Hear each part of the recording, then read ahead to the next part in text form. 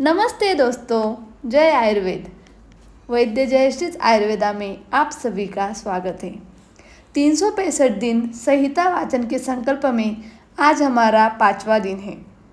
अभी हमारा चरक संहिता सूत्रस्थान का प्रथम अध्याय दीर्घजीवितीय अध्याय पढ़ना चालू है। ब्रह्म दक्षाश्विदेवेश भरद्वाज पुनर्वसु हुताशवेश चरक प्रभृत्युभ्यो नमो नमः। ब्रह्म, दक्ष प्रजापति, अश्विनी कुमारों, इंद्र, भरद्वाज, पुनर्वसु, आत्रेय, अग्निवेश तथा चरक आदि ऋषियों को नमस्कार है।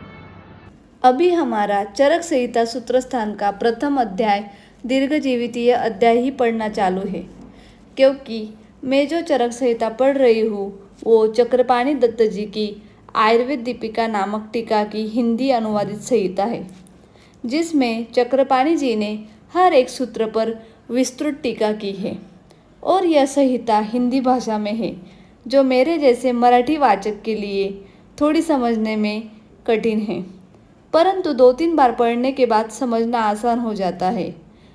और जैसे जैसे पढ़ते जा रही हूँ वैसे वैसे सूत्रों के नए अर्थ अलग से समझते जाते हैं। जब मैं बीएमएस में थी तब भी संहिताएँ पढ़ी थी, वो तब मराठी में पढ़ी थी। उसके बाद एमडी का मेरा सब्जेक्ट आयुर्वेद संहिता और सिद्धांत था। उसकी वजह से सभी संहिताएँ वापस पढ़ने में आई। मैं आपको एक बात जरूर कहना चाहूँगी, अगर आप बीएमएस या एमडी आयुर्वेद के छात्र हो तो आप सभी भाषाओं की और सभी टीकाकारों की संहिताएँ जरूर पढ़ें। जब हम विद्यार्थी दशा में होते हैं तब सिर्फ परीक्षा की दृष्टि से ही पढ़ाई करते हैं, जैसे कि जो भाग परीक्षा की दृष्टि से महत्वपूर्ण है वही हिस्सा अच्छे से पढ़ेंगे जिससे आप परीक्षा में उत्तीर्ण हो सको। और ये सब भी तभी करते हो जब परीक्षाएं नज़दीक आ गई हो या एग्ज़ाम का टाइम टेबल आ गया हो या फिर एग्ज़ाम फॉर्म फिल करने के बाद। पर आप एक बात सोचिए कि संहिताएं सिर्फ परीक्षा की दृष्टि से ही पढ़ना चाहिए कि वो हमें आगे भविष्य में हमारे चिकित्सा के लिए मार्गदर्शन करने के लिए उपयोगी हो। ये सब चीज़ें हमें उस वक्त में समझ में नहीं आता, लेकिन जब हम हमारे ओपीडी में प्रैक्टिस करते हैं तब पता चलता है कि संहिताओं का कितना महत्व है।